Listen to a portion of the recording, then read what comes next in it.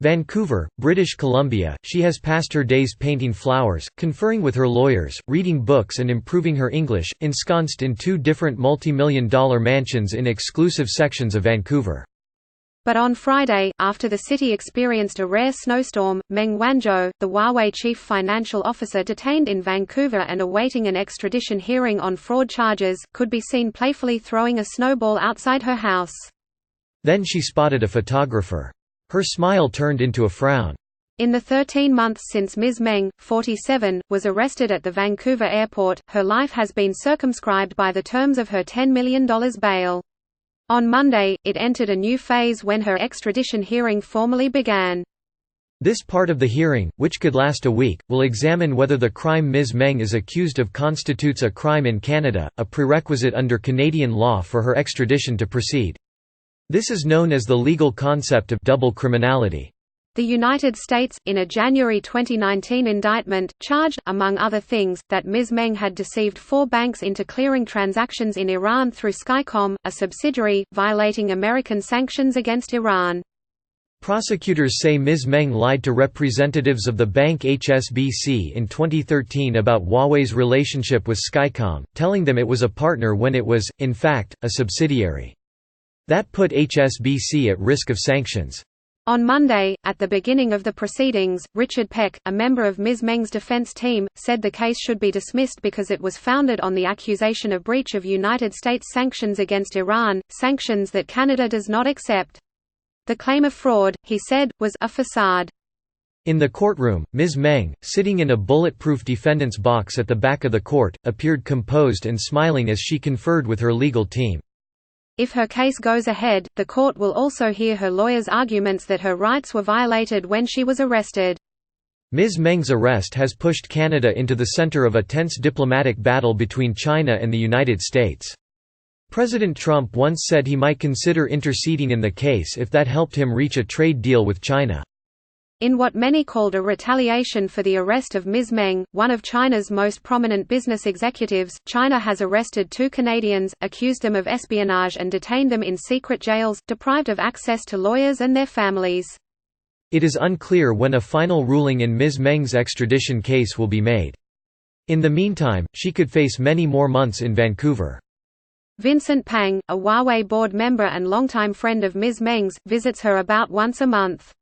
He said in an interview on Friday that he and the company believe she is innocent, and so does she.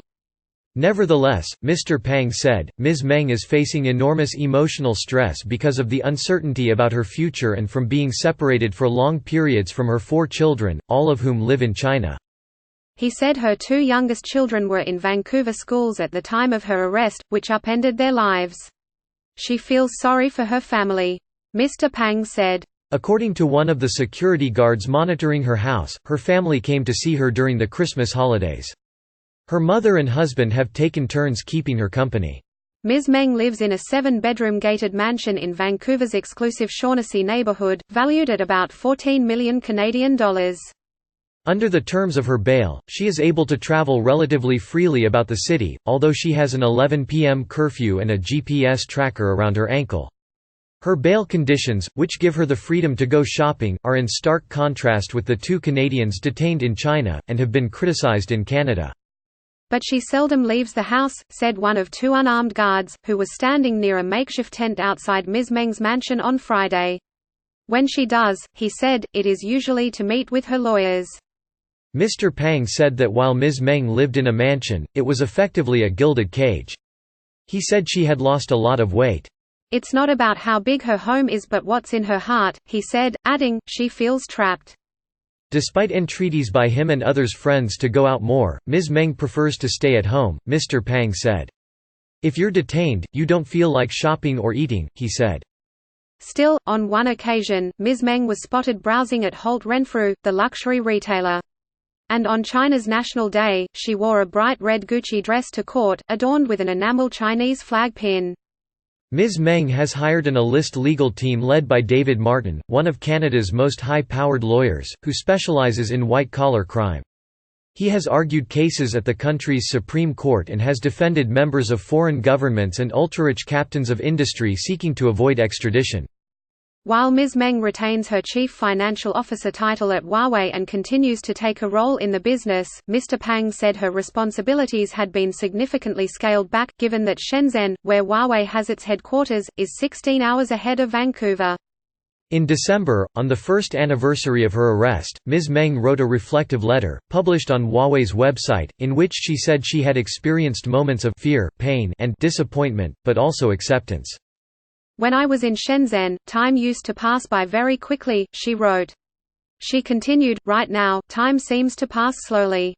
After the letter was released, there was a backlash on social media against Huawei and sly allusions to the story of a former company employee, Li Hongyuan, who was jailed for more than 8 months after he demanded severance pay when his contract wasn't renewed. Mr. Li was eventually released with no charges, but some compared his detainment with Ms. Meng's luxurious surroundings.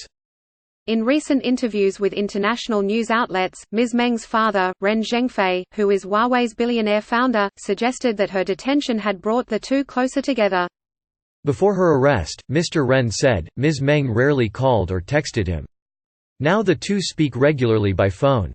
When Mr. Ren turned 75 in October, Ms. Meng posted a handwritten birthday greeting on social media. The post included a photo of her standing outdoors, wearing her ankle monitor. The letter was signed Piggy, a nickname apparently given to her when she was a chubby child. Given that Ms. Meng is wanted by the United States on fraud charges, the irony has not gone unnoticed among local residents in her neighborhood that her 8,047 square foot house is just a few doors down from the residence of the United States Consul General, where an American flag flaps in the wind.